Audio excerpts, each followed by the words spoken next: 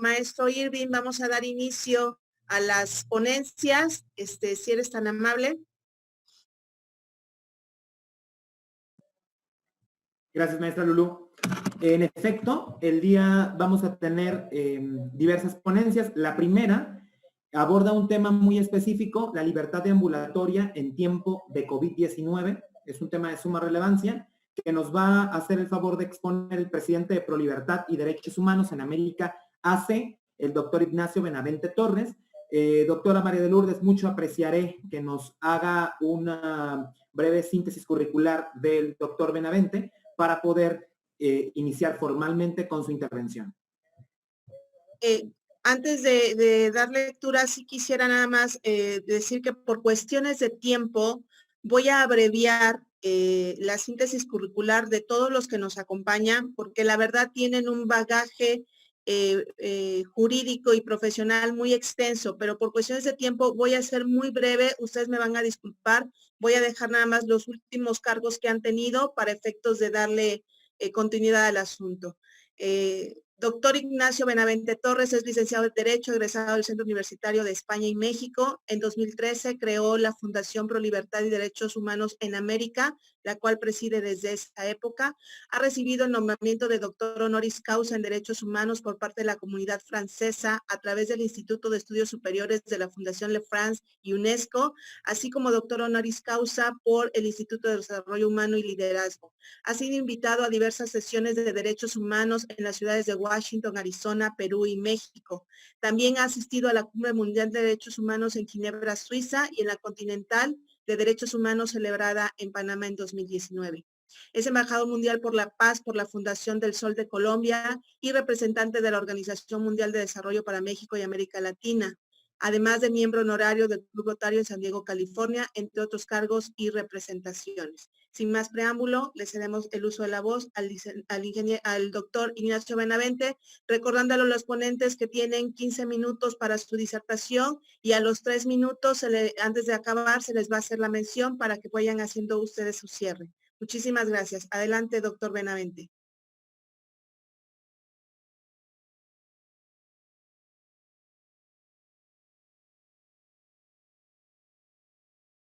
Doctor Benavente, si quita usted su mute, por favor, puede abrir su micrófono. ¿Ahí se escucha? Sí, adelante, doctor. Buenos días a todos. Un placer que me hayan invitado a esta serie de conferencias. Es para mí un gusto y un placer estar en el tercer foro ahora invitados. Es muy agradable ser parte de esta comunidad educativa y académica y tener la oportunidad de transmitir algo de lo que hemos aprendido tanto en derecho como en la vida personal. Mi tema principal, el que voy a tocar ahorita, es el de la violación de derechos humanos con motivos de la pandemia, el COVID-19, sobre todo en lo que es tránsito libre. Es importante mencionar que con motivo de esta pandemia que ahorita vive el país, diversas autoridades estatales han coincidido en establecer medidas de aislamiento obligatorio. Así, por ejemplo, municipios del estado de Sonora, en el cual son 72 municipios, de los cuales 20 municipios tomaron la decisión de establecer un toque de queda. Y no con eso nada más de prohibirle a la comunidad que transitara por el estado, se les obligó a pagar el que violara el toque de queda, sanciones de multas de 6,000 hasta 12,000 pesos. Esto en un acto completamente inconstitucional, ya que el actual se considera violatorio de los derechos fundamentales de libertad deambulatoria en nuestra Constitución, previsto en el artículo 11. Ya desde la novena época, el resolver los amparos en revisión, de los que derivó la jurisprudencia 130-2007 de la Suprema Corte de Justicia de la Nación, estableció que ningún derecho fundamental es absoluto y en esa medida todos admiten restricciones. Sin embargo, la regulación de dichas restricciones no se pueden ser arbitrariamente. En tal sentido, para que las medidas emitidas con el propósito de restringir los derechos fundamentales sean válidas, deben satisfacer al menos los siguientes requisitos. Esto es lo más importante. Ser admisibles dentro del ámbito constitucional. Esto es, el legislador ordinario solo puede restringir o suspender el ejercicio de las garantías individuales con objetivos que puedan enmarcarse dentro de los previsores de la Carta Magna. B. Ser necesarias para asegurar la obtención de los fines de sus fundamentaciones, la restricción constitucional, es decir, no basta que la restricción sea en términos amplios útil para la obtención de esos objetivos, sino que deben de ser la idónea para su realización, lo que significa que el fin buscado por el legislador no se pueda alcanzar razonablemente por otros medios restrictivos de derechos fundamentales. Ser proporcional, esto es, la medida legislativa debe de respetar una correspondencia entre la importancia del fin buscado y el interés constitucional, en el entendido de que la persecución de un objetivo constitucional no puede hacerse a costa de una afectación innecesaria o desmedida a otros bienes y derechos constitucionalmente protegidos. Ahora bien, la libertad es un derecho humano de protección evolutiva que se reconoce formalmente tanto a nivel interno como internacional y que admite diferentes manifestaciones como la libertad personal, que en su ámbito más básico es entendida como la capacidad de una persona de llevar a cabo sin intromisiones injustificadas sus propios actos, incluyendo la libertad de movimiento o libertad deambulatoria. Este derecho es considerado por nuestra Constitución Federal como un derecho funcionalmente esencial en la estructura del Estado de Derecho, al grado de reconocerle una posición preferentemente en el ordenamiento jurídico, ya que funciona como premisa para poder ejercer plenamente otros derechos y otros como elementos que determinan la calidad de la vida democrática de un país. Así como se dijo a principios del presente apartado, ningún derecho fundamental es absoluto. Trasladando esta precisa al ámbito de la libertad deambulatoria, tenemos que esta encuentra su grado de restricción expresamente señalado en nuestra Constitución Federal. En tal sentido, en materia penal, esto puede ser limitada únicamente por los casos señalados en el artículo 16 de nuestra Constitución, que contempla la orden de aprehensión, la detención en flagrancia y el caso urgente.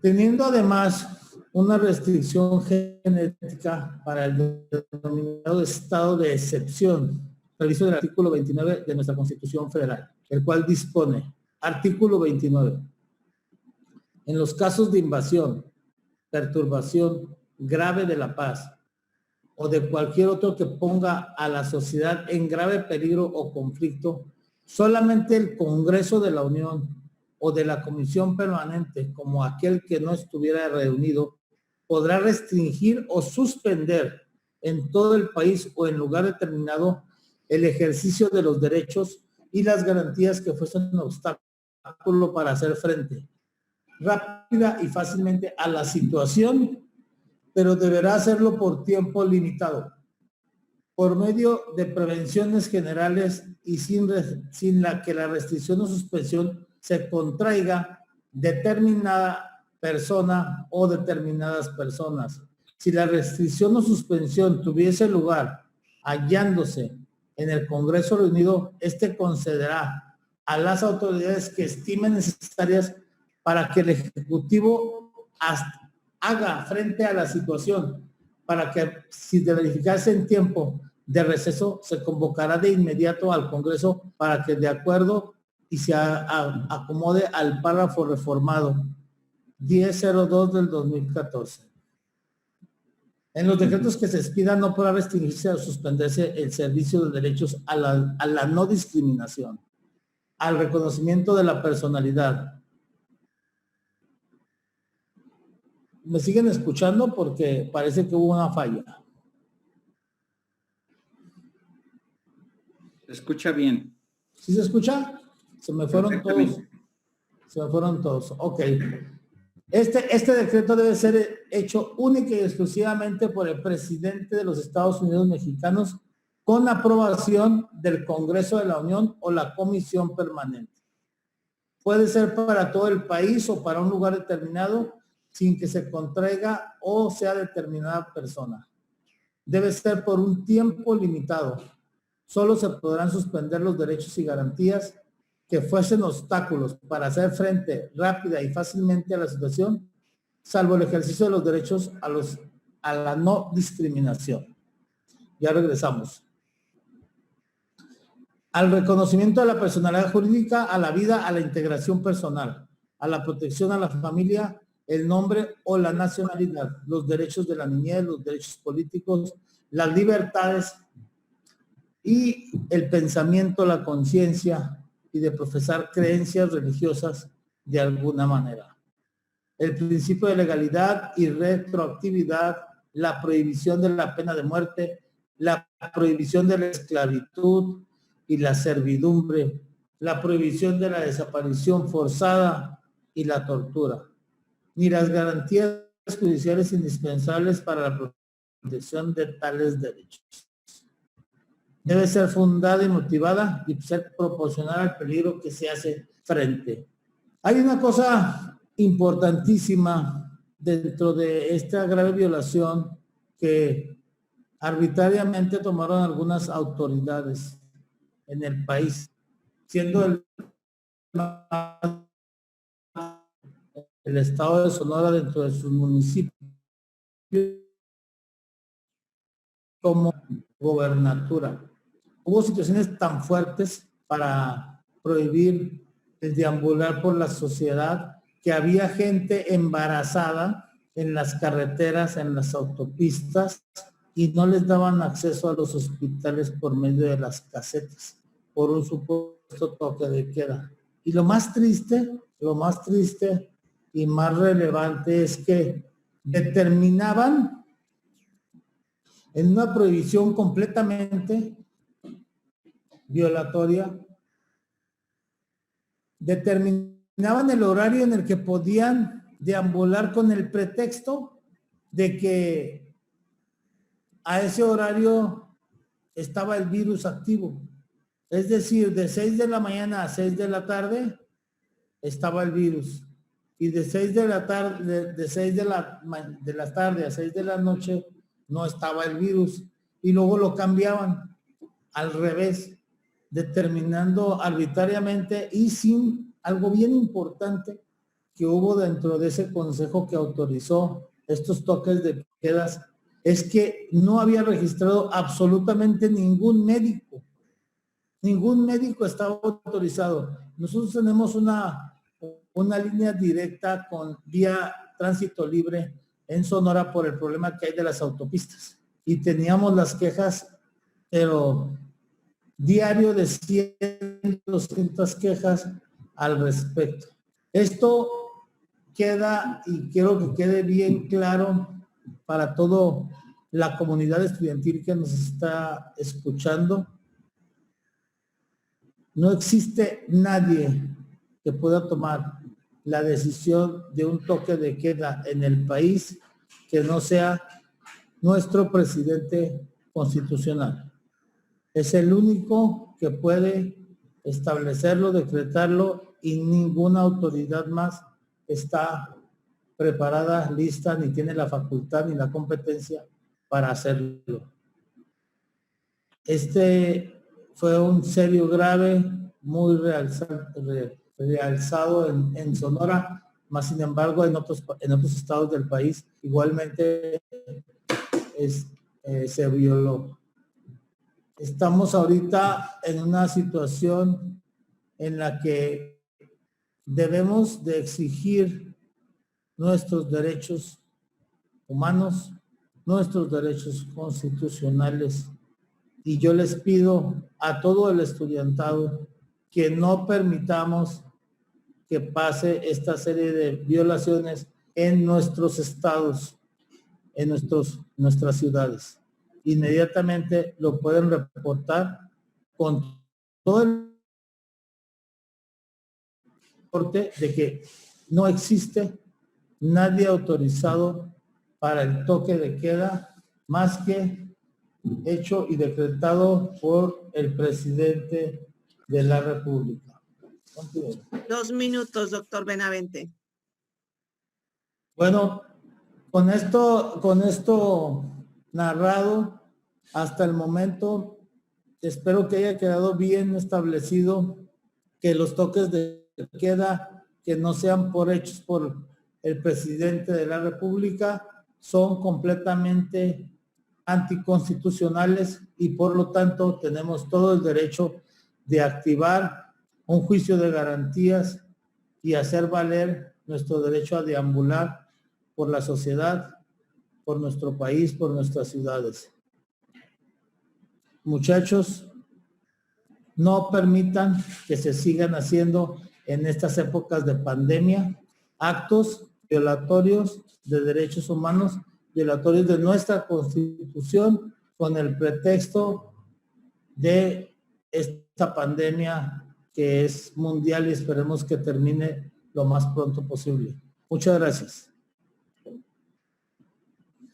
Muchas gracias, doctor Benavente. Maestro Irving, por favor. Gracias, doctora Lourdes.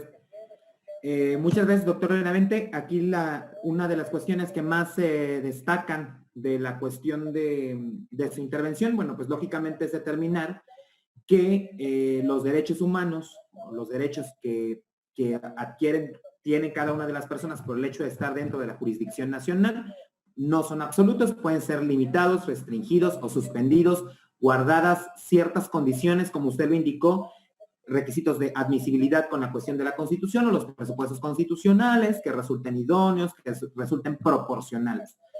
Dentro de esto destaca muy bien el doctor Benavente que contra eso proceden ciertos recursos, ciertas garantías diseñadas institucionalmente con requisitos previos para lograr la no intervención en la esfera próxima de derechos de una persona justiciable. Agradezco sumamente su intervención, doctor. Y la segunda intervención le corresponde al licenciado Nelson Azaid Hernández Rojas, vocal ejecutivo del INE, y el tema que nos va a impartir es el curso Soy Digital, una propuesta de trabajo del INE en época de confinamiento.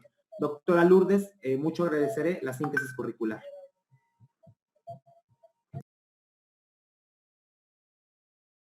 Su micrófono, doctora. Hay una disculpa. El licenciado Nelson Azaid Hernández Rojas es licenciado en Derecho por la Universidad Veracruzana, con estudios de maestría en Gobierno y Administración Pública por la Escuela Libre de Ciencias Políticas y Administración Pública de Oriente AC. Ha tomado diversos cursos y diplomados en materia electoral, también en el ámbito administrativo y en materia de derechos humanos. Laboró en el Instituto Federal Electoral hasta el año 2000, en donde se desempeñó como auxiliar en la vocalía de organización electoral, en la Junta Ejecutiva en Veracruz y también fue vocal de capacitación electoral y educación cívica, así como secretario en Junta Distrital Ejecutiva en San Andrés Tuxtla. Continúa de manera interrumpida laborando ahora para el Instituto Nacional Electoral con el cargo de vocal secretario y vocal ejecutivo de la Junta Distrital en Tehuacán, Puebla y Tantoyuca, Veracruz. Actualmente y desde 2019 se desempeña como vocal ejecutivo en la Junta 12, Ejecutiva Distrital con cabecera en la ciudad y puerto de Veracruz. Adelante, doctor Nelson. Muchas gracias, doctora. Comienzo agradeciendo precisamente a usted, la doctora Lourdes Castellanos, a la doctora Gloria Saavedra y al maestro Ernesto Levet, la oportunidad que me brindan para acompañarlos nuevamente en un evento de esta naturaleza, que al igual que el año pasado, pues tiene una circunstancia muy loable, que es el poder acercar al alumnado de la Universidad Veracruzana diversas opiniones sobre diversas temáticas en el ámbito jurídico, pero en particular, quisiera saber si me pudieran apoyar con mi presentación, por favor. Comenzaría señalando que precisamente la temática que voy a desarrollar el día de hoy tiene que ver con una propuesta que el Instituto Nacional Electoral, en conjunto con Facebook desde el año pasado, pudieron lograr para establecer una alianza y poder determinar e impulsar la iniciativa denominada Soy Digital. Esta iniciativa precisamente desarrolla o permite desarrollar conocimientos, habilidades y valores entre las y los participantes que les permite actuar de manera democrática en el espacio público a través de a través del uso de las diversas tecnologías de la información y la comunicación. Es importante mencionar que esta iniciativa fue conjuntada obviamente desde el año pasado, antes de desarrollarse este tipo de contingencia sanitaria en la cual nos estamos desenvolviendo y que el día de hoy precisamente reviste relevancia importante, ya que permite centrarse en este desarrollo de conocimientos y habilidades. Debemos recordar que finalmente las redes sociales son un factor que generan la posibilidad de un diálogo democrático. Sin embargo, es necesario, es indispensable que se genere la construcción de una ciudadanía digital en la que las personas sean responsables de lo que publican y de que verifiquen de manera certera las fuentes de la información que se proponen difundir. Los medios digitales sin duda alguna plantean retos, pues retos suficientes, retos grandes, pero también plantean oportunidades para un desarrollo en los ámbitos democráticos si las canalizamos o las utilizamos de forma adecuada. Por lo tanto, lo ideal es aprovechar las plataformas las plataformas globales que se basan precisamente en el empoderamiento de la ciudadanía. En gran medida, esta iniciativa de este curso Soy Digital se enfoca precisamente en el individuo, se enfoca en el uso personal del Internet de una forma segura, responsable y ética. Se enfatiza el individuo como un ciudadano que es parte de una ciudadanía, de una colectividad, para que utilice el mundo digital en términos de una participación que busque incidir en el espacio público a través o en clave democrática.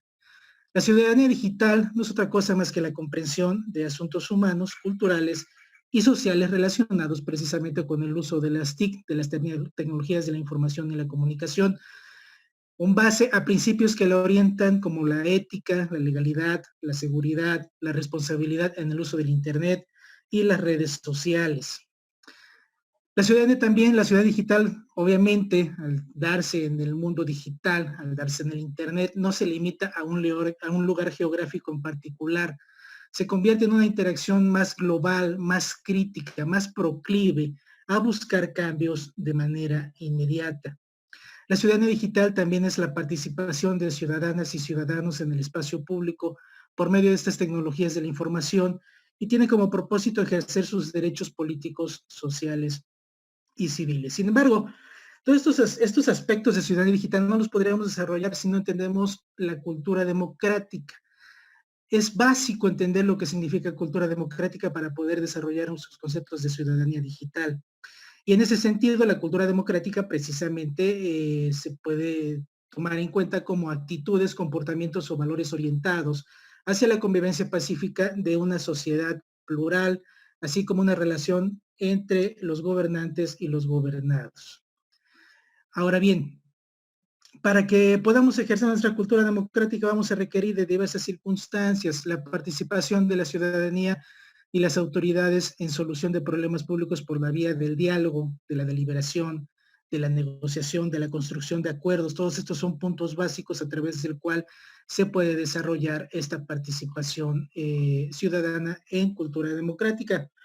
Y recordemos que la interacción social basada en hábitos políticos o virtudes democráticas, como son el dominio de nosotros mismos, el respeto a los demás, la reciprocidad, la disposición a cooperar, la tolerancia, la cultura, la legalidad, son aspectos que no se deben de escapar. Sin embargo, en el propio curso se desarrollan diversas circunstancias que tienen que ver precisamente con volverse críticos, de verdad muy críticos con lo que se consume o con lo que se genera en las redes, no solamente en las redes sociales, me refiero a las redes en general. Si bien es cierto que nuestro pensamiento crítico puede involucrar razonamientos o argumentos que permiten analizar precisamente y comprender fenómenos desde nuestra propia perspectiva, en la vida diaria ese pensamiento crítico nos lleva a tomar decisiones cotidianas todo el tiempo. También nos lleva a tomar decisiones importantes entre diversas opciones para resolver problemas en todos los ámbitos, en el ámbito personal, del ámbito laboral o en el ámbito escolar. Y este pensamiento crítico precisamente nos ayuda a argumentar basados en nuestra propia experiencia, en nuestros propios conocimientos, en la evidencia, y sobre eso trazamos soluciones que nos parecen lógicas. Esta habilidad precisamente también nos permite distinguir entre hechos que son objetivos, entre hechos que son reales, entre opiniones expresadas por diversas personas, pero sin embargo también nos permite distinguir entre los prejuicios, posibles falacias o desinformación que circulan absolutamente en Internet. ¿Cómo participamos digitalmente? ¿Cómo se puede llevar a cabo una participación ciudadana en la forma digital? La participación ciudadana involucra diversas formas, desde una intervención directa de la ciudadanía en actividades públicas hasta demandar o exigir o solicitar la rendición de cuentas a las autoridades e instituciones que son responsables de otorgarlas. Y en esto obviamente entran todo tipo de autoridades e instituciones que forman parte de la estructura del Estado mexicano. Mexicano en particular. Desde esa perspectiva, precisamente, la ciudadanía la ciudad puede intervenir en asuntos de interés colectivo a partir de la creación de espacios públicos donde debatan, donde decidan, donde vigilen políticas y acciones de gobierno. Y cómo poder llevar a cabo esta participación ciudadana en la forma digital, bueno, a través de los usos de las tecnologías de información, lo podemos llevar informándonos sobre acontecimientos políticos, participando directamente en sitios de opinión, tanto públicos como privados, expresando nuestra opinión en temas de interés a través de redes sociales, a través de sitios especializados, a través de blogs, de nuestros intereses, obviamente, desarrollar iniciativas o proyecciones ciudadanas a través de la interacción en línea y crear espacios para fomentar el diálogo, la deliberación, la negociación o la construcción de acuerdos públicos. De manera general, ese es el ámbito en el que se desarrollaría nuestra propuesta de trabajo del curso Soy Digital. Y si nos regresamos, por favor, 2 láminas. Gracias. Una más, por favor. Y precisamente este tema, no, la siguiente, por favor. Este tema precisamente del curso Soy Digital aborda 5 aspectos en particular.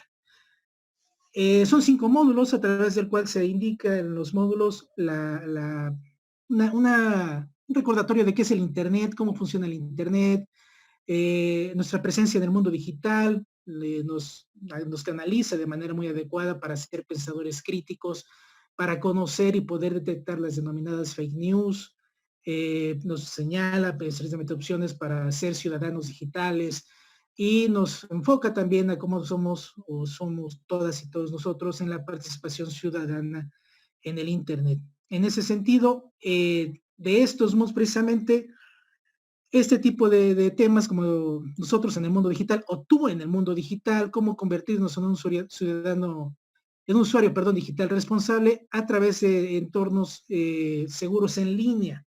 ¿Cómo lo podemos hacer? Pues precisamente reflexionando acerca de cómo somos nosotros en el Internet. Debemos de recordar que todo lo que nosotros generamos, búsquedas, todo lo que nosotros posteamos, todo lo que nosotros publicamos, todo lo que nosotros señalamos, precisamente mantiene una huella digital en el Internet.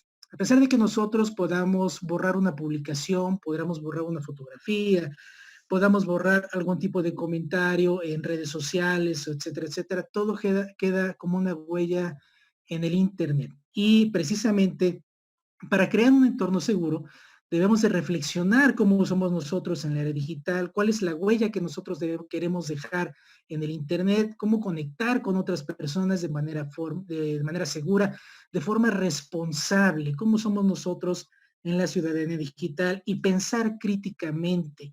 Esto es indispensable, la línea crítica a la cual nosotros podamos ejercer al momento de publicar, al momento de generar interacciones con otras personas en línea, es indispensable para crear nuestra imagen en el mundo digital. Si continuamos, todo este tipo de, la siguiente lámina, por favor. Todo este tipo de circunstancias debemos de ser conscientes precisamente de que hay a través de líneas, finalmente el Internet nos permite estar conectadas a todas y a todos y se ha vuelto indispensable su uso durante esta época de contingencia sanitaria o de pandemia. Un ejemplo es muy claro este foro no podría llevarse a cabo sin la participación de personas que se encuentran en otras partes de la República, pero que el día de hoy nos pueden acompañar precisamente a través de las diversas intervenciones, o podemos desarrollarlo precisamente desde la seguridad de nuestros lugares donde estamos resguardados en este momento para poder precisamente intercambiar nuestras opiniones. Debemos de ser conscientes que hay personas desconocidas, que puede haber robo de identidad, que pueda haber clonación de nuestros propios datos, pero también debemos de ser conscientes de lo que generamos y de la reputación que debemos de generar en las redes sociales a través de lo que queremos publicar y de lo que queremos retuitear o replicar, o en su oportunidad de lo que los demás queremos que nos conozcan respecto de lo que somos. ¿Seguimos? De esta forma, debemos de proteger nuestra identidad digital, y esa identidad digital se protege de diversas maneras. Ya las son muy conocidas, yo creo que por todas y todos ustedes, sobre todo son personas más jóvenes que su servidor, que son personas que manejan las redes sociales y el uso del Internet de manera muy, muy ágil, con contraseñas fuertes, con comprobaciones de seguridad, habilitando alertas de inicio de sesión, activando aprobaciones de inicio de sesión, cerrando nuestras sesiones en todos, absolutamente todos los dispositivos que podamos utilizar. Continuamos. De esta forma, debemos también tener un parámetro para que en su oportunidad podamos entender cómo se debe desarrollar una especie de balanza entre un bienestar digital, entre la dependencia de las herramientas sociales o de las redes en Internet o del uso del Internet, y un balance de la vida real. Finalmente, las redes sociales, si bien es cierto, se han convertido en una extensión de nuestro propio desarrollo social, son sin duda alguna todavía redes a través de las cuales no nos comportamos de la misma manera. Y precisamente estos balances los debemos de generar para poder determinar en qué momento alcanzamos nuestro bienestar digital, considerando el consumo adecuado de aplicaciones, de redes sociales, de chats en línea, con la vida que llevamos fuera de línea, que creo que es algo que también debemos de tener en cuenta, ya que todo no se puede desarrollar en el mundo digital de manera muy natural. Las personas y el ser humano es una circunstancia a través de la cual se va a desarrollar como un ente social, y obviamente debemos de ser empáticos precisamente con todas y con todos quienes nos rodean. Seguimos, por favor. Les comentaba, debemos de ser críticos. ¿Cómo podríamos ser críticos? Debemos de saber qué es lo que se publica, quién lo publica y por qué lo publica. Con estas preguntas yo creo que podríamos empezar a dilucidar cuáles son las circunstancias que nos pueden llevar de la mano para obtener información adecuada y que podamos replicarla. No nos comportamos de la misma manera cuando estamos físicamente frente a 10 personas que cuando estamos en un chat con 10 personas. Cuando estamos en un chat en línea, cuando estamos con otro tipo de circunstancias, somos diferentes, podemos incluso emitir opiniones más amplias. 2 minutos, licenciado Nelson. Gracias, maestra. O en su oportunidad, emitir opiniones que puedan ofender a otra persona. Y esa es la parte en la que nosotros debemos de abocarnos a tener este pensamiento crítico. Seguimos, por favor. Seguimos, por favor. La siguiente, ya les he comentado, en nuestros pensamientos influyen todo tipo de nuestras opiniones. ¿Cómo somos como en el ciudadanía digital? Tenemos que ser informados, tenemos que estar empoderados, tenemos que ser comprometidos. Eso es algo que no debemos de dejar de lado. Continuamos. De la misma forma, adquirimos derechos y responsabilidades. Ser un ciudadano digital adquiere derechos y responsabilidades, derecho a informarme, derecho precisamente a obtener toda la información que sea necesaria, pero sin embargo, la responsabilidad de lo que en su oportunidad yo, como persona, como individuo, quiero publicar, quiero dar a conocer, y debo de respetar a todas y a todos quienes se encuentren en las mismas redes. Continuamos. Para ir ya cerrando, la ciudadanía digital implica eso. mantenernos sanos, mantenernos seguros, comunicarnos respetuosamente, entender, accesar a todas a las redes como tal. Continuamos y finalizamos precisamente en que debemos de tener la consideración hacia los demás, respetando y aceptando nuestras diferencias. Este curso de Soy Digital es una propuesta que el Instituto Nacional Electoral ha manejado, precisamente una iniciativa a través de una alianza establecida con Facebook, que se desarrolla desde el año pasado y que se encuentra a disposición de aquellas personas o grupos interesados en que se puedan desarrollar o que se les pueda impartir en línea, tal vez utilizando diversas plataformas en estos momentos. Estaba diseñado obviamente para ser impartido de manera física, de manera presencial, pero lo ponemos a disposición para que quien quiera tener algún tipo de acercamiento y poderlo conocer en su totalidad, bueno, pues también se le pueda impartir. Continuamos, ya para finalizar. Y la siguiente, por favor. Estos son precisamente los derechos a los que les hacía yo referencia, que debemos de tener en todo momento. Y esto es lo que nos permite las redes sociales y el Internet. Y creo que es una parte que no debemos de dejar de lado, porque si bien podemos ser consumidores y podemos tener el derecho a la participación, el derecho a la información y a la expresión de manera libre y el derecho a la asociación, también debemos de ser corresponsables, empáticos y resguardar en todo momento la forma en la que nos comunicamos con los demás en redes sociales. Creo que hasta ahí, si mal no recuerdo, ya estaría yo con mi tiempo vencido. Si no tienen ningún tipo de comentario, pues te agradezco, doctora, y estoy para lo que nos indique. Gracias. Adelante, Irving. Muchas gracias, licenciado Hernández. Definitivamente el tema que se aborda es, y al final en la lámina en la que establecía los derechos, bueno, se evidencia una cuestión de derecho a la información y a la expresión que forman parte del núcleo duro de derechos que no pueden ser suspendidos ni restringidos aún en época de pandemia. Tengo que rescatar, o me parece viable rescatar, una de las premisas que abordaba en el curso que es Soy Digital, y en lo que estamos haciendo a través de este webinar, me parece que es uno de los elementos más importantes. Si nos vamos hasta antes del 17 de marzo de este año, el 16, era imposible imaginarnos que en unos meses después, todas las actividades que nosotros hiciéramos las íbamos a hacer a través de esta cuestión que es la era digital.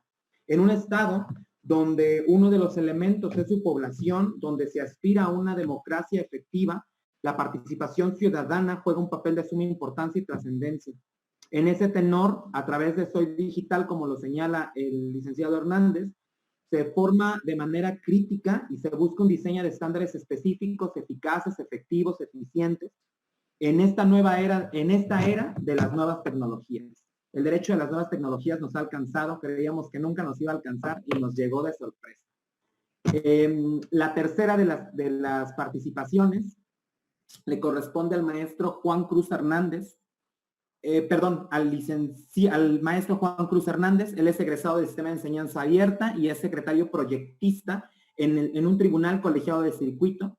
El tema que nos va a abordar es un tema que a todos los abogados o quienes nos dedicamos a litigar nos ha hecho una premura indispensable: el poder judicial y la impartición de justicia en época de pandemia. Va a ser súper interesante escucharlo, sobre todo ver los alcances en el derecho de acceso a la justicia que se ven en este confinamiento. Adelante, maestra María de Lourdes, con la síntesis. Sí, gracias. En el caso del maestro Juan Cruz Hernández, es licenciado en Derecho, egresado de la Universidad Veracruzana por parte del Sistema de Enseñanza Abierta. Cuenta con una maestría en Derecho Procesal Penal en el Centro de Estudios Superiores en Ciencias Jurídicas y Criminologías. Es egresado también de la 11ª generación del curso denominado Especialidad en Secretaría de Juzgados de Distrito y Tribunal de Circuito. Se ha desempeñado en diversos cargos, fue oficial secretario del Ministerio Público Investigador, oficial secretario del Ministerio Público adscrito a la primera instancia, secretario ejecutivo del secretario particular de juez de distrito, oficial judicial, encargado de ejecución de sentencias de amparo y actualmente pues es proyectista dentro de un tribunal colegiado circuito. Ha impartido cátedra en la Maestría de Derecho Constitucional de la Universidad Veracruzana y en la Universidad Popular Autónoma de Veracruz. Ha tomado diversos cursos por parte de la Suprema Corte de Justicia de la Nación, el Instituto de la Judicatura Federal, la Escuela Judicial, Asociación Nacional de Magistrados de Circuito y Jueces de Distrito, entre otros muchos más. Sin más preámbulo, con el maestro Juan Cruz Hernández, y le pedimos a Iván que nos apoye con las diapositivas. Gracias.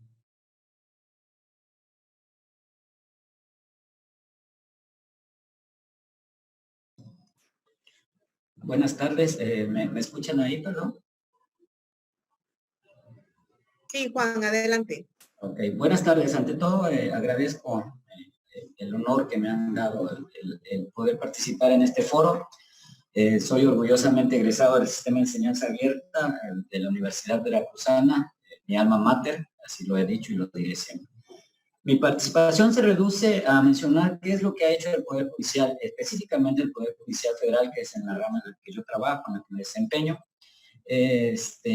Bueno, de entrada, a mí me parece que el solo hecho de que en el Estado, en cualquier Estado, se paralice el sistema de impartición de justicia, de suyo ya implica una violación fundamental de derechos humanos.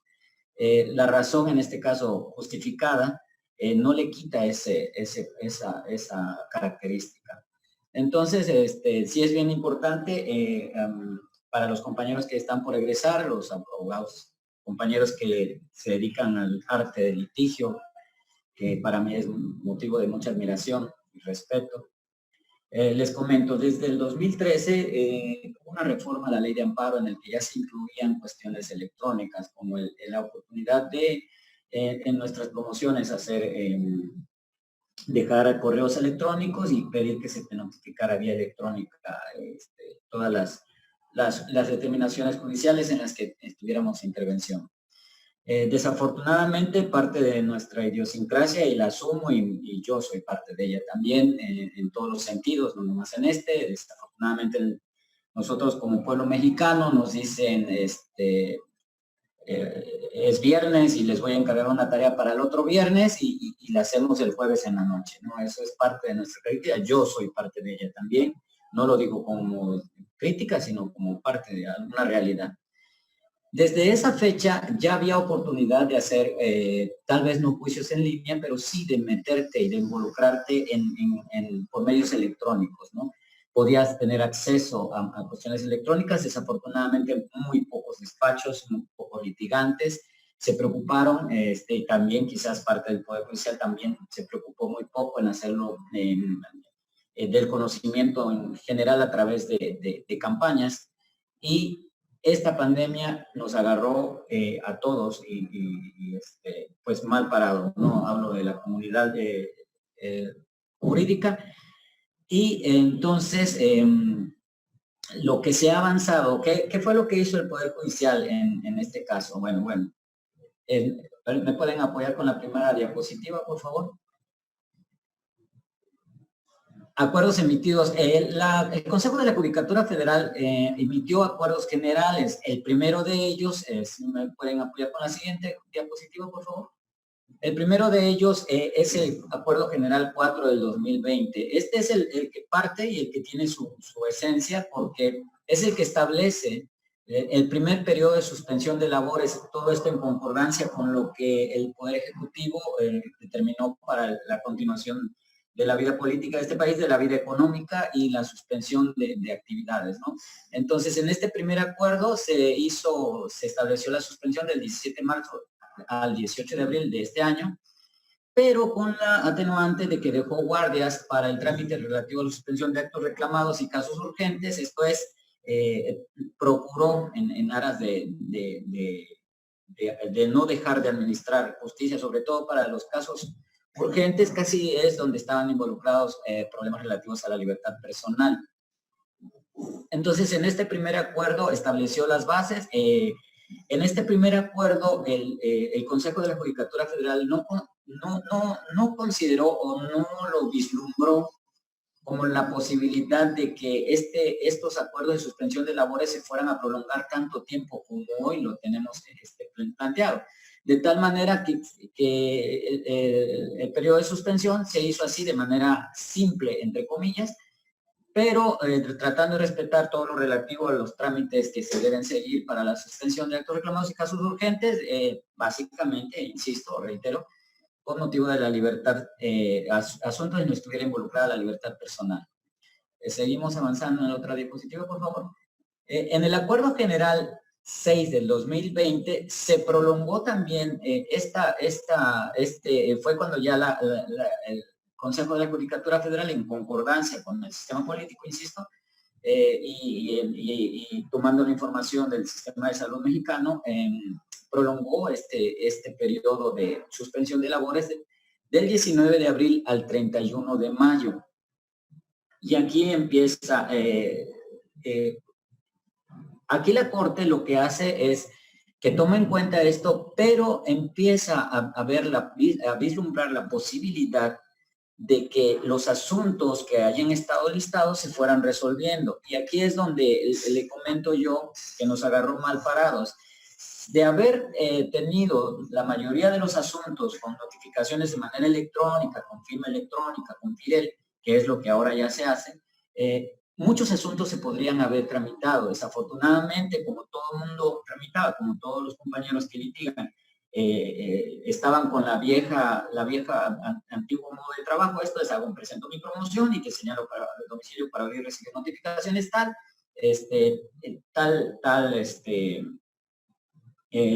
domicilio físico. Ante ello, y las notificaciones, pues si no eran personales en el domicilio, pues eran por lista. Entonces, como los órganos jurisdiccionales se cerraron y los compañeros de actuaría ya no acudieron, no había forma de notificar los asuntos, y al no haber forma de notificar los asuntos, de acuerdo a los principios generales de derecho, pues no puede correr término para ninguna de las partes. Entonces, en ese periodo se prolongó del 19 de abril al 31 de mayo del 2020. Siguiente diapositiva, por favor. Entonces, en este acuerdo 8 del 2020, también se establece, y decía yo, la posibilidad de resolver asuntos listados para sentencia que se hubieran sustanciado físicamente. ¿Qué significaba esto? Bueno, específicamente en la parte que yo me desempeño, que es secretario proyectista en un tribunal colegiado, ocurría que los asuntos, a lo mejor voy a meterme un poquito más profundo, ¿no? Un asunto de un amparo directo llega a un tribunal colegiado. Ese asunto tiene que listarse para establecer la posibilidad del tercero interesado de promover amparo adhesivo, de formular alegatos, y tiene un término de 15 días. Una vez que transcurre ese término, el asunto se turna, se hace un acuerdo de turno, y ese acuerdo de turno se notifica por lista y son 3 días. Una vez que transcurren esos 3 días, tratándose de amparo directo, entonces ya se puede elaborar el proyecto de sentencia primero, que va a culminar con la aprobación del magistrado ponente. Y una vez que esté eso, se lista ya para resolver en una sesión.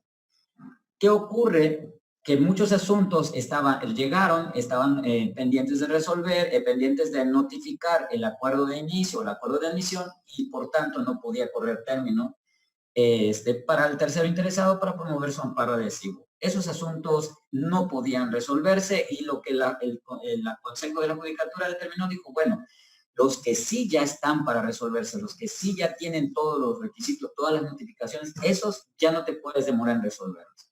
¿Por qué? Precisamente porque, tomando en consideración que de por sí el sistema de justicia federal no es lo suficientemente veloz que los justiciables deseen, pues con esto mayor duración va a hacer para resolver el asunto. Entonces, lo que hizo el Consejo fue, bueno, al menos los que ya tengamos listos, pues resuélvanse. Y se utilizaron las plataformas electrónicas como la que estamos implementando hoy día, ¿no? En este caso, a mí me mandan por correo, yo mando por correo mis proyectos, el magistrado ponente me los aprueba y los pone a consideración en una plataforma electrónica, y se sesionan vía estos esquemas que estamos, como el que estamos ahorita. ¿Qué es lo que pasa? Que Siguiente lámina, por favor. Aquí ya se establece la posibilidad. Sin embargo, como les decía anticipadamente, este mecanismo no podía hacerse frente a aquellos asuntos que no estaban ya debidamente integrados, es la palabra correcta jurídicamente, no, ya estaban integrados, y como no están integrados, pues no se pueden resolver. ¿En qué tiene que ver mi comentario en relación con que aunque como justiciables no nos iniciamos en la era electrónica desde el 2013, que fue cuando se reformó la ley de amparo, el 2 de abril del 2013 específicamente? Bueno, pues que esos asuntos quedaron varados porque la mayoría de los justiciables pues no señalaban correo electrónico, no habían hecho sus trámites de firma electrónica o de FIREL, y como no lo hicieron, pues no puede ese asunto, que aunque le falte un término para promover su amparo adhesivo, no se puede resolver así porque estaríamos violentando las garantías de audiencia para los terceros interesados, ¿no? Sino que hay que esperar a que nos reintegremos de manera física para la publicación en la lista respectiva, y en ese caso ya que sí le empiece a correr sus términos. Después de eso, el Consejo de la Judicatura Federal emitió el Acuerdo General 13 del 2020, que establece la prolongación de la suspensión de labores hasta el 15 de julio de este año. Permite ya, aquí ya se inicia lo que son los juicios en línea, ¿sí? Cabe mencionar, para lo cual se tiene que tramitar la firma electrónica o FIREL, según sea el caso, así como tener un correo electrónico en donde estén ya, para recibir notificaciones. Esto es como si fuera un domicilio, ¿no? Para quienes se dedican al arte de litigar, saben que tienen que proporcionar un domicilio para recibir notificaciones, y la consecuencia de no hacerlo, bueno, pues será que las notificaciones se van a hacer por lista, y pues obviamente que si tiene alguna determinación que le perjudique, pues va a tener problemas, ¿no? Ahora, es bien importante, ¿qué es lo que ha hecho el Consejo de la Judicatura Federal para establecer la posibilidad? Yo les comento a los compañeros que están por iniciar ya, si no es que ya están, que están estudiando, que se metan, así como nos metemos a ver tutoriales en YouTube para hacer cosas a veces sin importancia por hobby, que se metan, porque ya hay tutoriales específicamente del Consejo de la Judicatura en YouTube, donde te dice cómo van a ser los juicios en línea, de qué manera se van a desahogar, cuáles son los requisitos, etcétera. También te dice cómo hacer la firma electrónica o la FIREL, en este caso, y así cómo tramitar y cómo darlos de alta ante el Consejo de la Judicatura Federal para que ustedes puedan promover su juicio en línea y no tengan la necesidad de acudir a los órganos jurisdiccionales de manera física. Ya desde hace muchísimo tiempo, no sé, 15 años me parece, ya se publican listas en las páginas del Consejo de la Judicatura Federal que están de acceso a todos los, de manera abierta, pues, más bien. Y yo les recomiendo que se metan a esos tutoriales para que puedan, en su caso, hacer el trámite correspondiente y no queden en estado de indefensión, y porque, sobre todo aquí ahorita, ¿no? Quedamos en estado de indefensión. El Consejo de la Judicatura Federal en los últimos 2 meses, acorde con parece que estoy dando un comercial, pero es acorde con el estado del país, ha estado prolongando las suspensiones de labores ahorita hasta el 15 de julio. Ahorita ya las abrió, ya está abierta a partir de, bueno, en el caso particular, personalmente, yo me presento ya físicamente a partir del 1 de agosto, y con guardias y con personal reducido dentro de los órganos jurisdiccionales. Pero sí hay obligación, eso va a significar que aunque hayamos poquitos, los términos van a empezar a correr, que son los importantes, porque una vez que corran los términos nos va a dar la posibilidad de que los asuntos que están en mi órgano, en el órgano donde yo me desempeño, se resuelvan, ¿no? Hay unos tutoriales para iniciar los juicios en línea. Les comentaba hace rato, es un problema de carácter administrativo, es un carácter de problemas de logística, más bien, cuando los despachos quieren iniciar Juicios en línea, yo les recomiendo que hay tutoriales para que lo lleven de manera puntual, ¿no? Igual lo que les refería, lo de la firma electrónica y de la FIREL. Insisto, todo esto ya estaba planteado desde la reforma de la ley de amparo en el 2 de abril del 2013. Ya estaban todos estos trámites, solo que no nos habíamos preocupado, ¿no? A nosotros nos obligan, incluso en los propios órganos jurisdiccionales se debía ya trabajar de ese modo, ya se trabaja de ese modo. El año pasado me tocó ser secretario de acuerdos en un órgano jurisdiccional, estuve casi un año, y la firma electrónica yo lo utilizaba a diario para intercomunicarme con la Suprema Corte, bueno, no yo, el órgano jurisdiccional el cual yo representaba como secretario de acuerdos en cuanto al trámite administrativo. Es importante que se sepa esto porque son cosas que se desconocen y se hace muy fácil denostar a veces el trabajo de los órganos jurisdiccionales. 2 minutos, Juan. Gracias. Yo les recomiendo a los compañeros que están egresando, los que están iniciando en esta carrera y a quienes ya iniciaron y tienen un tiempo, para mí, lo digo con absoluto respeto, para mí es de mucha admiración quien se dedica al litigio. Yo no lo he hecho, tengo 20 años en el Poder Judicial Federal, nunca he tramitado un litigio.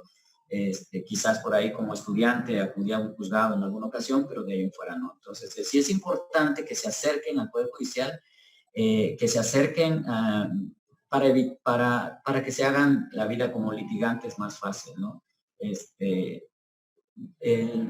No sé, a partir del 1 de agosto, les decía, ya se va a iniciar formalmente, de acuerdo a la última información que yo tengo del Consejo de la Judicatura, y ya se van a iniciar los órganos. Quizás va a ser lento porque va a haber mucho personal que no va a poder acudir,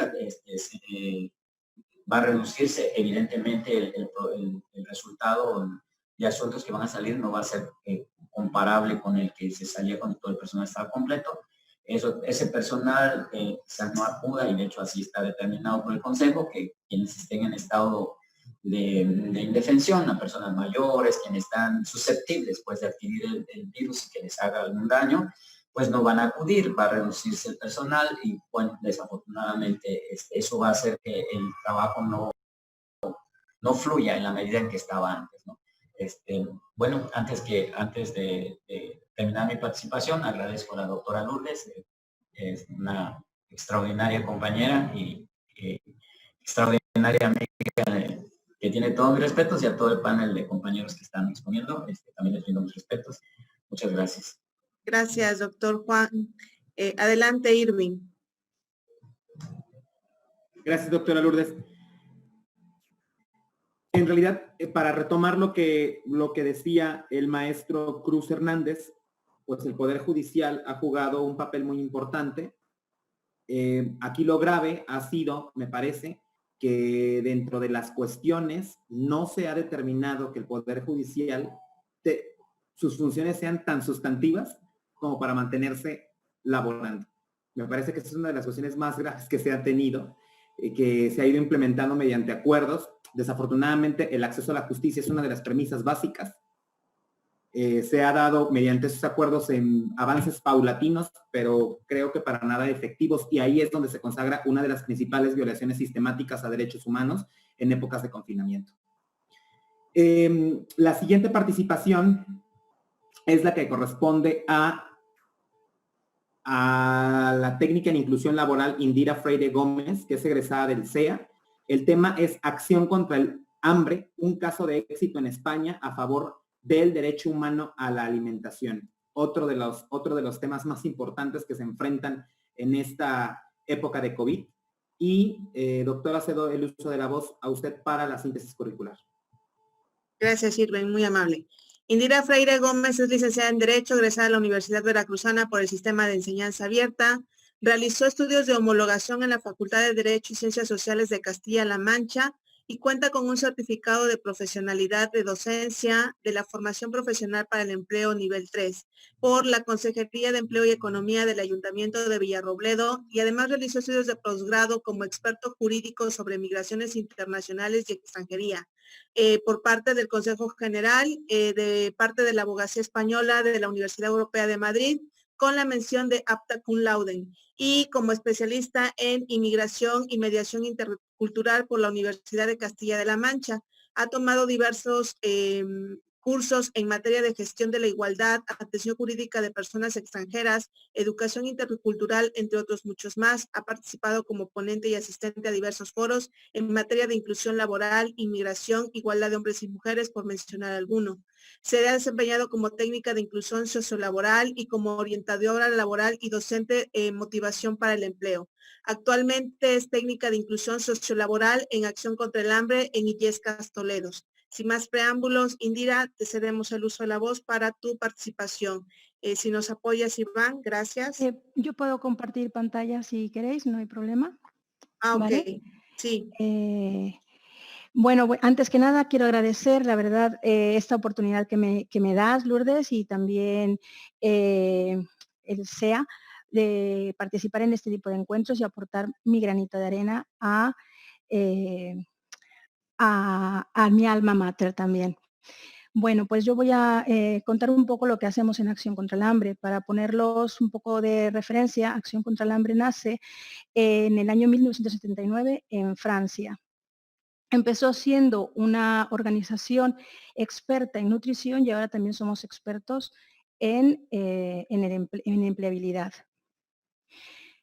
¿Quiénes somos? Bueno, nuestra visión como organización es erradicar todas las causas que ocasionan o originan el hambre. Para ello, pues trabajamos en diferentes partes del mundo, salvando vidas para fortalecer sus capacidades y al mismo tiempo transformar de manera directa o indirecta los sistemas sociales y políticos. Contamos actualmente con 5 sedes en diferentes partes del mundo: Francia, España, Reino Unido, Canadá y Nueva York. Cada una de ellas gestiona y coordina lo que llamamos misiones en diferentes partes del mundo. Acción contra el Hambre España es la que realiza actividades, además de en la propia España, en territorios como Siria, Líbano, Filipinas, Colombia, Guatemala, Nicaragua, Perú, entre otros países. ¿Y qué hace Acción contra el Hambre en España? Porque en teoría tenemos todo, ¿no? Están infraestructuras, la agricultura. Bueno, pues para ponerlos un poco en contexto, en el año 2013 había en España con la crisis del 2008, en el 2013 llega a su punto álgido el desempleo en España, con casi cerca de 6 millones de personas en desempleo, lo que se traduce en casi un 26% de desempleo en la población activa. Cuando Acción contra el Hambre repara que en España el desempleo empieza a ser uno de los factores o causas que estaba llevando a las personas a la exclusión social, a la pobreza y también a la desnutrición, que además el mercado laboral cambiaba de manera muy rápida y las personas no, decide empezar a implementar programas para favorecer la inclusión social y laboral de las personas con mayor vulnerabilidad. Actualmente estamos contando en España con cerca de aproximadamente 3,9 millones de personas en situación de desempleo. En diciembre del año pasado, esta cifra era alrededor de 3.200.000 personas. Sin embargo, con la situación de la pandemia originada por la COVID, pues esta cifra se ha incrementado. Lo que más preocupa a las personas hoy en día pues es el desempleo. Estos datos son a fecha de junio. Aquí debo hacer hincapié también que en España hay un desempleo estructural desde hace muchos años. Es decir, aproximadamente 2 millones de personas se encuentran en esta situación porque no logran adaptarse a la demanda de empleo y tampoco podrán encontrar empleo debido a esto, por la falta de adaptación. En España, ante esta situación, en el 2013, Acción contra el Hambre decide desarrollar 3 programas o ejes que se llaman el proyecto Vives. El proyecto Vives se divide en Vives Emprendimiento, Vives Emplea y escuelas de empleo. Vives Aprende, que se llaman. Todos ellos están destinados a trabajar la inclusión social y laboral de las personas. En las escuelas de empleo, tanto como los programas Vives Emplea, están desarrollados y ejecutados por una técnica de inclusión, en la cual es el puesto que yo desempeño, y una intermediadora o intermediador laboral. La técnica o técnico de inclusión lo que hace es coordinar un equipo de hasta 25 personas que lo guía, lo acompaña en la búsqueda de empleo, mejorando sus competencias transversales, lo que también se llaman hoy en día soft skills, que son muy necesarias no solamente para conseguir empleo, sino para mantenerse en él o incluso ser más competente en el mercado laboral y empleable. Lo hacemos a través del autoconocimiento, la autoestima, la motivación, facilitándoles todos los recursos y la información que existen en la zona. De manera, también trabajamos de manera individual con ellos para que puedan definir y alcanzar sus objetivos profesionales. La persona que se encarga de la intermediación es quien entra en contacto con las empresas para que conozcan nuestro programa, sepan con las personas que estamos trabajando un cambio de actitud, una motivación, un mayor autoconocimiento, una mayor confianza para poder realizar sus competencias técnicas. Y en esta relación lo que buscamos también es firmar convenios para que acudan a los equipos a contar cómo ven el mercado laboral, cuáles son los procesos de selección, y de esa manera también las personas tienen contacto directo cómo está funcionando las empresas hoy en día. La innovación de estos programas y el valor añadido tanto del Vives Emplea como del Vives Aprende es el trabajo en equipo. Manejamos un enfoque integral en relación a la persona, trabajamos con la colaboración pública y privada. La intensidad de la actuación es de aproximadamente 5 meses, en la que los participantes son los que realizan el cambio, son quienes ejecutan y llevan a cabo todas las actividades y son los protagonistas de su propio cambio. Y con ello se consigue también el empoderamiento.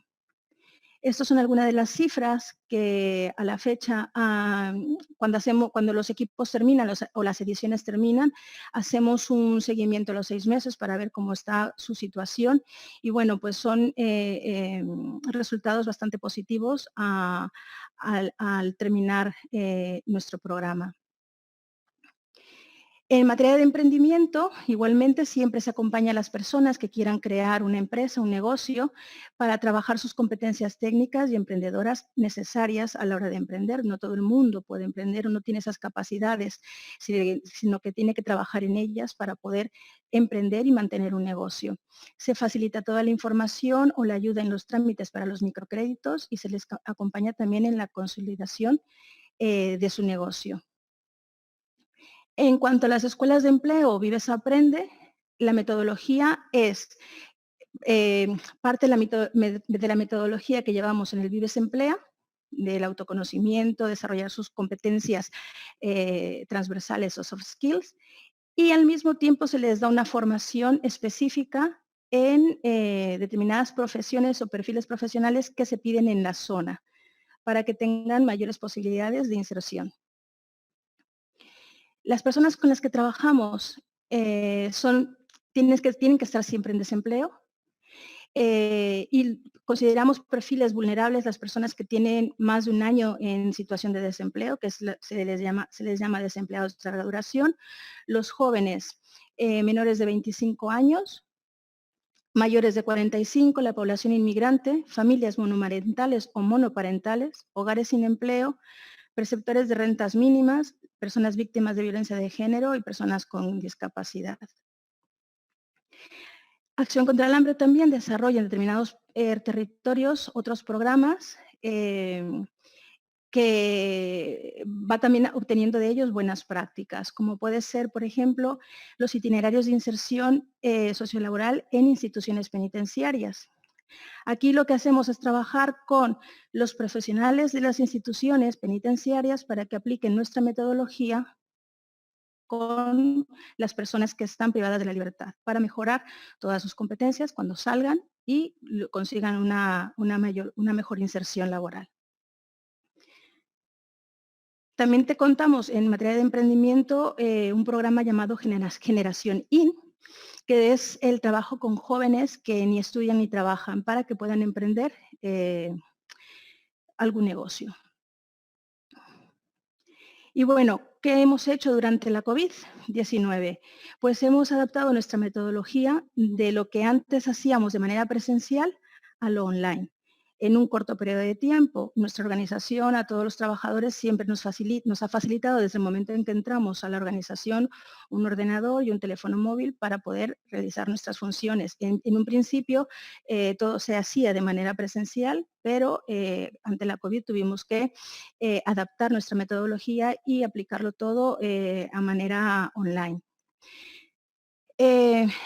De esta manera, en corto periodo de tiempo, no hemos parado, hemos seguido trabajando con las personas y hemos tenido hasta el momento buenos resultados, tanto en la contratación de participantes y la red de emprendedores también ha creado sinergias para poder apoyarse mutuamente y salir adelante. Por otro lado, también hemos creado y gestionado recursos que son complementarios para nuestros participantes, como la creación de una tarjeta solidaria de alimentos, junto con una guía que se ha elaborado de nutrición. Esta tarjeta se ha dado para las personas que estuvieran en una situación de vulnerabilidad muy extrema. También se ha dado el prepago de tarjetas móviles para la utilización de datos y el reparto de algunas tablets que fueron donadas por un donante para facilitar la conexión digital y que pudieran seguir participando en los proyectos. El objetivo que hemos siempre tenido es que nadie se quedara atrás, ¿vale? A nivel europeo, bueno, pues Acción contra el Hambre lidera y participa en una red europea de innovación social, participando en foros de empleo, emprendimiento, realizando programas pilotos para intercambiar posteriormente buenas prácticas derivadas de los mismos. Entre esos, bueno, siempre ha sido en materia de emprendimiento y empleo. Aquí sí que me gustaría destacar que la metodología Vives es, desde mi punto de vista, muy noble, muy flexible y adaptable, porque lo que nace en España en un momento de crisis, de una situación particular, se ha empezado a exportar o a implementar en diferentes países con contextos totalmente diferentes y con muy buenos resultados. Hemos implementado el programa Vives Emplea y Vives Emprende en Georgia, por ejemplo, en Siria se está trabajando, en Perú y en Honduras. Bueno, yo he intentado ser lo más corta posible y lo único que, por último, me gustaría hacer hincapié que cuando yo egresé de la carrera de Derecho en el sistema de enseñanza abierto, no me imaginaba la amplitud de posibilidades que podía encontrar profesionalmente más allá del litigio, ¿no? Hoy en día me doy cuenta de todas las habilidades, competencias que me ha proporcionado para desenvolverme, encontrar y poder interpretar todos los recursos que hay a mi alrededor, tanto legales como en materia de empleo, por ejemplo, y poder facilitárselo a todas las personas para poder ayudarlas, orientarlas y que mejoren tanto su situación administrativa como educativa. Trabajamos con personas que están solicitando asilo, que desconocen cómo es la situación en España y bueno, seguir desarrollando mi vocación de servicio es lo que me llevó también a estudiar la carrera de Derecho. Y bueno, pues agradezco nuevamente esta oportunidad de poder contar un poquito más sobre mi experiencia como egresada y espero que también sea de utilidad. Muchas gracias, Indira. Adelante, Irving. Muchas gracias, licenciada Indira. Definitivamente el derecho a la alimentación constituye una de las premisas claves, una de las premisas básicas que han sido sumamente amenazadas y celebro este programa que nos presentas.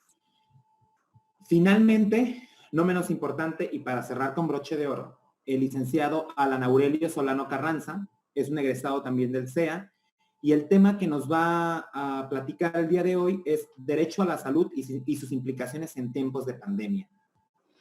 Adelante, María de Lourdes, por favor. Su micrófono. Perdón Perdón, sí, ya me estaba yo. Gracias, doctor Irving. Casi doctor Irving. Vamos con el licenciado Alan Aurelio Solano Carranza, licenciado en Derecho, egresado de la Universidad Veracruzana por el Sistema de Enseñanza Abierto. Es socio de la firma jurídica Saavedra Lawyers. Es abogado asociado en la firma especializada en Derecho Penal Guinto Sirra Abogados y tiene su sede en la Ciudad de México, este despacho.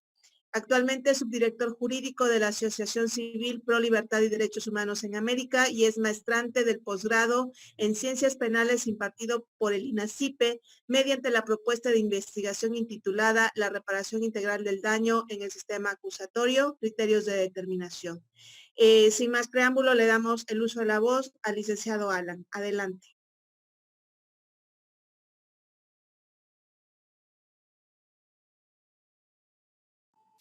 Alan, su micrófono. ¿Qué tal? ¿Sí se escucha? Sí. Ok. ¿Qué tal? Muy buenas tardes. Para mí, antes que nada, es un placer poder participar en este foro de análisis respecto a violaciones sistemáticas a derechos humanos en esta época de confinamiento. Quisiera agradecer primordialmente a la Universidad Veracruzana, de donde soy egresado, a la maestra Lourdes, sobre todo por la invitación que me hace, dándome la oportunidad de participar en este foro de discusión, abordando el tema del derecho a la salud y las implicaciones que tiene respecto a esta época de pandemia. Antes de iniciar en concreto lo que contempla el derecho a la salud, me gustaría poner en contexto respecto a la situación actual que vive nuestro estado, México, respecto a la pandemia. Así tenemos que México representa hoy en día el tercer país con mayor número de contagios y de fallecimientos motivos de coronavirus. Precisamente ayer fue el segundo día con mayores contagios desde que tenemos el confinamiento, abarcando un total de 7.257 casos nuevos, 736 muertes, haciendo un total de 331.298 contagios y 38.310 fallecidos. Estas cifras y sobre todo la situación que vivimos día a día hacen necesario que en un foro de discusión de derecho público respecto a violaciones a derechos humanos se analice precisamente el tema de la salud, que es uno de los derechos que creo tiene mayor impacto actualmente. Como todos sabemos, el derecho a la salud tiene un reconocimiento expreso dentro de nuestra Constitución al señalar el cuarto párrafo del artículo 4 constitucional que toda persona tiene derecho a la protección de la salud. Este derecho se encuentra además reconocido en nuestra sede internacional más cercana, que es la Convención Americana de Derechos Humanos, en su artículo 4.1 y 5.1, que establecen el respeto y la protección al derecho a la vida, la integridad física, psicológica y moral de las personas. Y asimismo, el artículo 10 del protocolo adicional de la Convención Americana reconoce y explica en qué consiste el derecho a la salud. Es un tema que abarca muchas modalidades y abordaremos lo que creo que es de mayor relevancia en esta época. La Suprema Corte, en específico la primera sala de la Suprema Corte de Justicia de la Nación, ha establecido que el derecho a la salud debe ser considerado como un derecho bidimensional. ¿Qué quiere decir esto? Que tiene dos aspectos fundamentales de impacto. Un aspecto individual o personal y un aspecto de índole social. Desde el punto de vista personal o individual, la protección abarca, se traduce, en la obtención de un bienestar general integrado por un estado físico adecuado, un estado mental, emocional y social. La faceta social o pública del derecho a la salud consiste en el deber del Estado de atender los problemas de salud que afectan a la sociedad en general, estableciendo los mecanismos, pautas o políticas públicas que sean necesarias para atender esta situación, que va desde el acceso total a mecanismos o el acceso a los servicios de salud, como a la calidad del servicio. Por su parte, la Corte Interamericana de Derechos Humanos ha establecido que el derecho a la salud contempla además el acceso oportuno y apropiado a estos servicios, los cuales se deben de regir bajo ciertos principios que a su vez implican obligaciones que deben y pueden ser exigibles al Estado. Esto quiere decir que la atención que debemos recibir debe ser con disponibilidad, accesibilidad, aceptabilidad y de calidad. La disponibilidad hace referencia a que los estados deben deben tener un número adecuado de centros, bienes, servicios o instrumentos necesarios para satisfacer en totalidad a la masa de la sociedad, es decir, permitirles a todas las personas acudir y ser beneficiarias de este derecho. La accesibilidad hace referencia a que todas las personas pueden hacer uso de los servicios de salud. Implica esto desde un tema de no discriminación, desde un tema de accesibilidad física o geográfica, es decir, de estar cerca de las comunidades, sobre todo de aquellas comunidades que son consideradas grupos vulnerables, una cuestión de accesibilidad económica y de acceso a la información. En cuanto a la aceptabilidad, este principio hace referencia al reconocimiento por parte de los prestadores de servicios de una ética para con el paciente. Y el tema de la calidad hace referencia a los establecimientos y a la forma de prestación del servicio médico, la cual debe ser desde un punto de vista científico, debe ser adecuada desde un punto de vista científico, es decir, estar a la par con la evolución científica. Esto implica que la atención médica debe ser segura, eficaz, eficiente, equitativa y oportuna. Y dentro de la calidad podemos señalar dos vertientes básicas que a su vez se vinculan con disponibilidad y accesibilidad, que hace referencia a los instrumentos, herramientas o aparatos necesarios para hacer frente a los padecimientos médicos. En este caso actual, pues los padecimientos que se derivan de la pandemia del COVID-19, desde tener acceso a camas, acceso a los respiradores, en cuanto a los prestadores del servicio de salud, que serían médicos o enfermeros, tener acceso a los instrumentos como básicos y necesarios, que serían cubrebocas, batas, caretas, para que ellos puedan prestar un servicio adecuado. De forma general, esto es lo que comprende el reconocimiento al derecho a la salud. Esta ejemplificación nos permite abordar y hacer un contraste con la situación que vive México ahora. En ese sentido, tenemos que ya previo a la pandemia, el sistema de salud mexicano presentaba una transición un poco eficiente.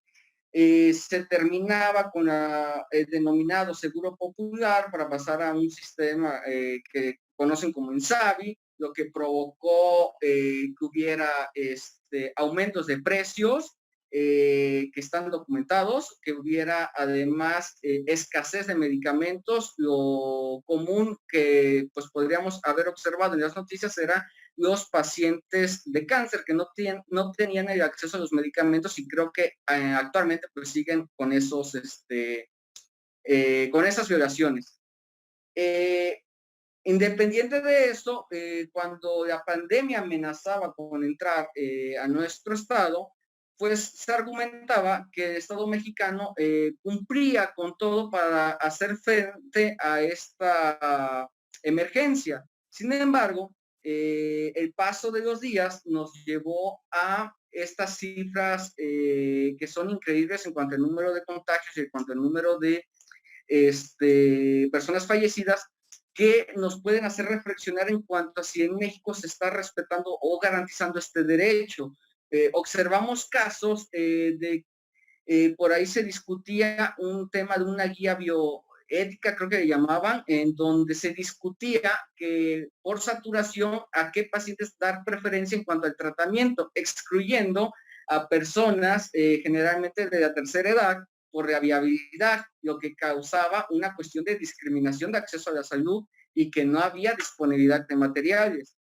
Nos encontramos con casos que pueden ser observables, sobre todo en los noticieros, de personas que acuden a hospitales con saturación, no hay camas, no hay respiradores, y tienen que hacer frente ellos tanto de los gastos o de las movilidades que implican andar buscando un lugar que tenga disponibilidad.